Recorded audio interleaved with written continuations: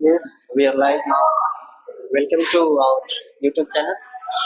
Today we are going to discuss PYQ question of EVS related to CTET exam. और ये CTET exam में आया हुआ सब PYQ है, तो देखते हैं क्या है आज का जो प्रश्न है। तो पहला जो प्रश्न है कह रहा है कि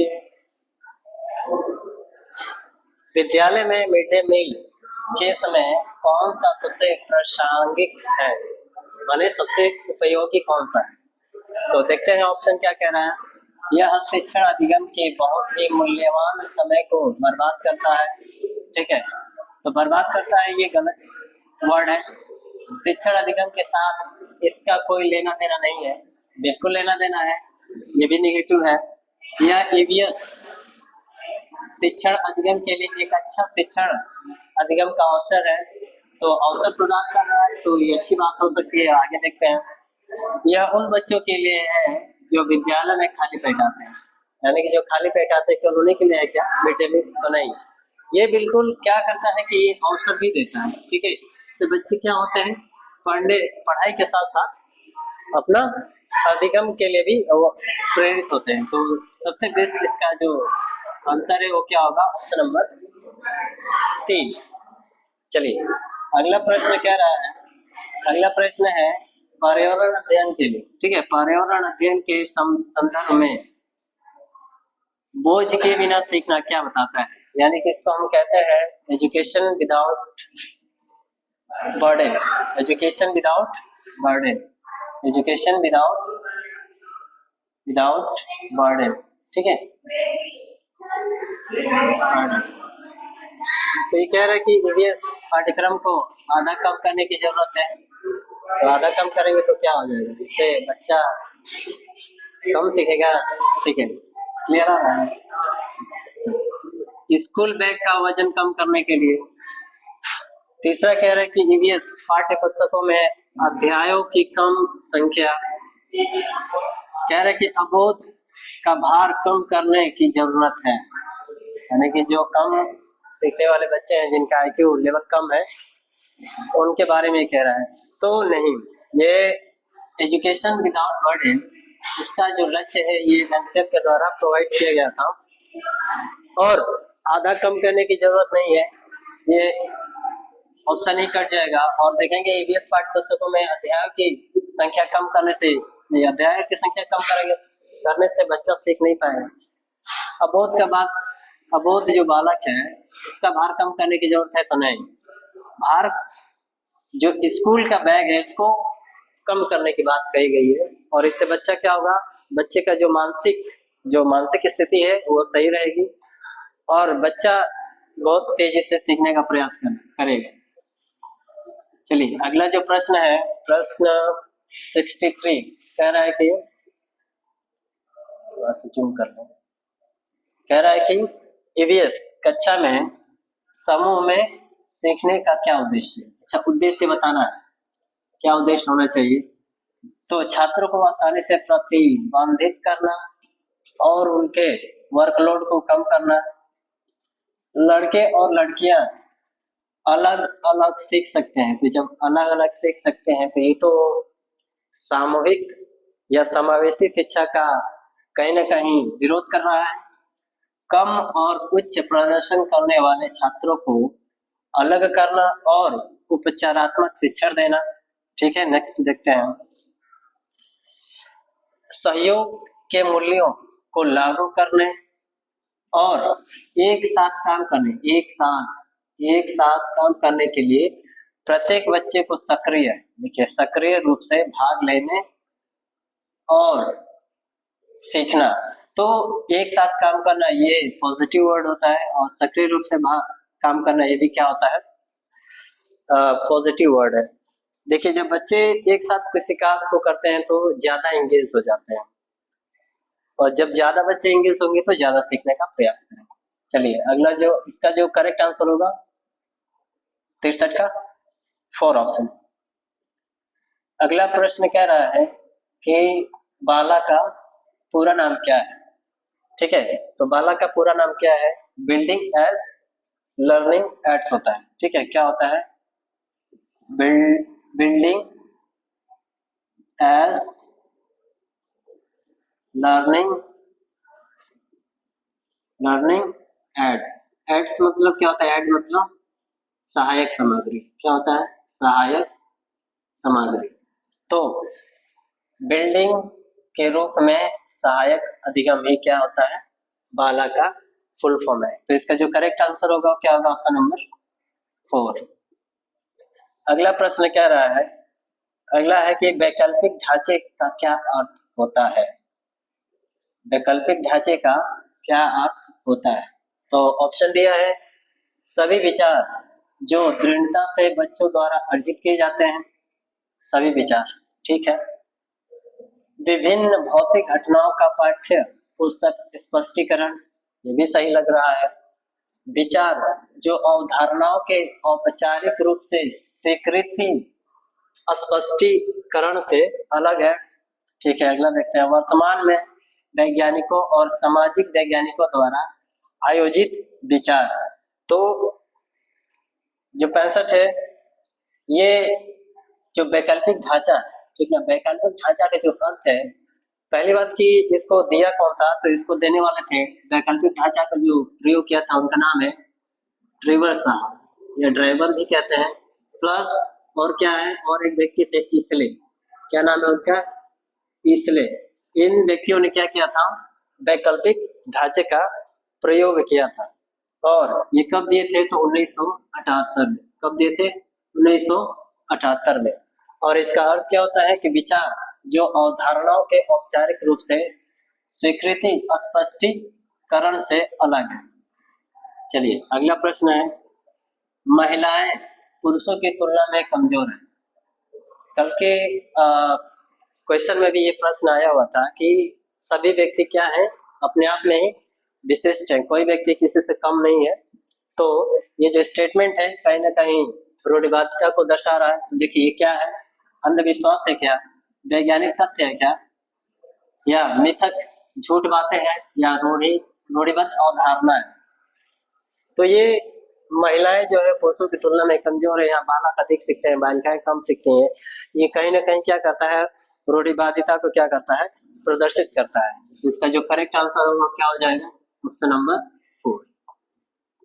चलिए अगला प्रश्न है, कह रहा है कि भारत में बिहार के सापेक्ष जम्मू कश्मीर, भारत में, अच्छा डायग्राम यहाँ पे बना देते हैं।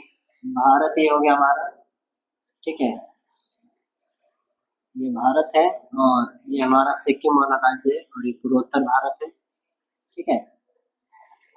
तो कह रहा है कि भारत में बिहार, तो बिहार देखेंगे तो कुछ स्थिति यहाँ पर है जो उत्तर प्रदेश से सटा हुआ।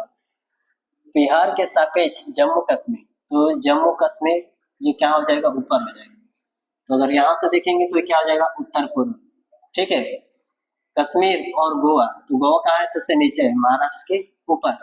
गोवा की स्थिति क्या है? तो यानी कि क्या है? दक्षिण दिशा में, ठीक है। अगर यहाँ से इसका देखेंगे तो ये क्या है? सीधे दक्षिण दिशा में आ रहा है। तो इसका क्या हो जाएगा? दक्षिण पश्चिम और उत्तर पूर्व। तो पहले क्या होना चाहिए? उत्तर पूर्व ना, पहले क्या होना चाहिए? उत्तर पूर्व। उत्तर पश्चिम होना चाहिए, उत्तर पश्चिम होना चाहिए। पहले कश्मीर बताना है, उसके बाद गोवा बताना है। तो पहले उत्तर पश्चिम, तो पूर्व नहीं, पूर्व नहीं है, ना ही दक्षिण पश्चिम में है, पश्चिम और पूर्व। पश्चिम तो इधर हो जाएगा, तो ये भी ऑप्शन नहीं है। देखिए पहले क्या हो जाएगा यहाँ पे? उत्तर पश्चिम, ठीक है। जम्मू कश्मीर उत्तर पश्चिम बिहार के सापेक्ष, और जम्मू कश्मीर के सापेक्ष जो कश्मीर है वो क्या हो जाएगा? जो गोवा है वो क्या हो जाएगा? दक्षिण पश्चिम में चला जाएगा। तो इसका जो करेक्ट आंसर है क्या हो जाएगा? Option number 4। नेक्स्ट अगला है, कह रहा है कि वाष्पीकरण की प्रक्रिया निम्न में से किस स्थिति में सबसे धीमी होगी? तो कह रहा है कि सतह क्षेत्र और तापमान दोनों में कमी के कारण, ठीक, सतह क्षेत्र और तापमान दोनों में वृद्धि के कारण। अच्छा, जब टेम्परेचर हमारे पास मान लीजिए 38 या फिर 40 है, तो जो वाष्पीकरण है वो क्या हो जाएगा? बहुत तेजी से होगा। क्या होगा? बहुत तेजी से होगा। अगर तापमान में कमी है, जो तापमान में कमी है, तो वाष्पीकरण की जो दर है वो क्या हो जाएगी? और कम हो जाएगी। सतह क्षेत्र बढ़ता है लेकिन तापमान घटता है नहीं। तापमान घटेगा तो वाष्पीकरण की स्थिति बनेगी नहीं। तापमान बढ़ता है तो ये तो बात सही है, लेकिन उसका सतह क्षेत्र घट जाता है तो नहीं। तापमान और सतह क्षेत्र में जब दोनों में क्या होगा, कमी होगा, तो इससे क्या हो जाएगा, जो वाष्पीकरण की प्रक्रिया है उसमें धीमी होगी। ठीक है, इसमें कमी आ जाएगी। और इसमें क्या पूछा है, सबसे धीमा। और यदि मान लीजिए यही 40 रहता है, 40 ऊपर आता है, जैसे पानी गर्म करते हैं तो क्या होता है, जब 0 से 50 के बीच में जाता है तो खौलने लगता है, और 100 पे जाएगा तो 100 पे जाते ही क्या होने लगता है, वाष्प होने लगता है। तो इसमें कमी पूछा है, इसलिए हम कमी वाला आंसर टिक करेंगे। तो इसका जो करेक्ट आंसर है ऑप्शन नंबर ये। चलिए 69 कह रहा है। 69 स्थानों, दूरियों और दिशाओं के सापेक्ष स्थिति को समझने की क्षमता क्या कहलाती है। तो ग्राफिक कौशल, चित्र कौशल, या दिशात्मक कौशल, या स्थिति कौशल। देखिए जब भी क्या है स्थिति, तो स्थिति को समझने के लिए हमारे पास क्या होना चाहिए, स्किल होना चाहिए। और कौन सा स्किल, तो स्थिति है। ठीक है, ये कौन सा स्किल होना चाहिए, तो स्थिति। तो इसका जो करेक्ट आंसर होगा क्या हो जाएगा, ऑप्शन नंबर 4। और दिशात्मक कौशल से क्या होता है, दिशा का बोध होता है। दिशात्मक कौशल से क्या होता है, दिशा का बोध होता है। दिशात्मक से दिशा का बोध होता है, और स्थिति से स्थिति का बोध होता है, और ग्राफिक से ग्राफ, जो डायग्राम वगैरह होते हैं उनका बोध होता है, जैसे इससे बना होता है। और इसका जो करेक्ट आंसर होगा वो क्या हो जाएगा, ऑप्शन नंबर 3, यानी कि चित्रण कौशल के द्वारा हम क्या कर सकते हैं। अच्छा, क्योंकि तीनों चीज पूछा है, मैं केवल इसे देख रहा हूँ। इसमें क्या पूछा है, स्थान, दूरी और दिशा। ठीक, ये तीनों किस में आएगा, तो चित्रण में क्या आ जाएगा, स्थान, दूरी और दिशा। चित्रण से ये तीनों क्या हो जाता है, क्लियर हो जाता है, जिसका मैपिंग कहते हैं। क्या कहते हैं, मैपिंग।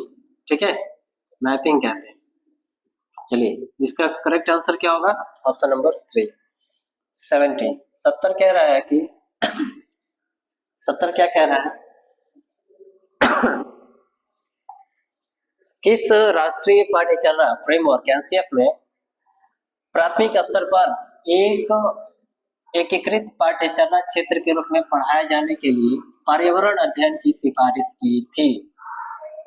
तो देखिए जो पर्यावरण अध्ययन है ये पहले हुआ नहीं करता था 2000 सन से पहले, लेकिन बाद में 2000 में एनसीएफ जब लाया गया तो उसको क्या किया गया, 2000 में इसकी प्रस्ताव रखी गई। ठीक है, कह रहे ना कि एकीकृत पाठ्य पढ़ाए जाने के लिए अध्ययन सिफारिश, यानी कि सिफारिश मतलब प्रस्ताव रखा गया, लेकिन लागू कब से हुआ, तो एनसीएफ 2005 से इसको क्या कर दिया गया, लागू कर दिया गया। ठीक है, इतनी बातें याद रखिए। और ये सब क्या है, प्रीवियस ईयर क्वेश्चन है, बड़े ही ध्यान पूर्वक देखना होता है, क्या पता यही क्वेश्चन रिपीट हो जाए। चलिए अगला प्रश्न है, कह रहा है कि किस क्षेत्र में स्थानांतरित कृषि करने का प्रचलन है। तो देखिए जो स्थानांतरित कृषि है इसी को हम कहते हैं, क्या कहते हैं, झूम कृषि। क्या कहते हैं, झूम। ठीक है, स्थानांतरित कृषि को ही हम क्या कहते हैं, झूम कृषि, या फिर जनजातीय कृषि। जनजातीय कृषि क्यों कहा जाता है, क्योंकि ये क्या होता है, जनजातियों के द्वारा अधिकतर किया जाता है। और इसका दूसरा नाम क्या है, झूम कृषि, और क्या नाम है, स्थानांतरित कृषि। अलग अलग जगहों पे अलग अलग नाम से जाना जाता है। देखिए झूम कृषि में होता क्या है कि एक जंगल होता है। ठीक है, जंगल में पेड़ों को क्या करते हैं, काट देते हैं, काट कर क्या करते हैं, उसमें खेती करते हैं, और जब इससे खेती समाप्त हो जाती है तो पुनः दूसरी जगह पर जाएंगे तो फिर क्या होगा, फिर से जंगलों को काटना और वहां पर कृषि करना। तो यही क्या होता है, स्थानांतरित कृषि कहलाती है। और प्रचलन पूछ रहा है तो क्या होता है, भारत के देखेंगे, जो भारत है हमारा, ठीक है, ये भारत के उत्तर पूर्वी राज्यों में बहुत ज्यादा प्रचलन में रहता है। तो इसका जो करेक्ट आंसर होगा क्या हो जाएगा, उत्तर पूर्व क्षेत्र। चलिए अगला प्रश्न क्या है, अगला 72 कह रहा है कि नदी बांधों में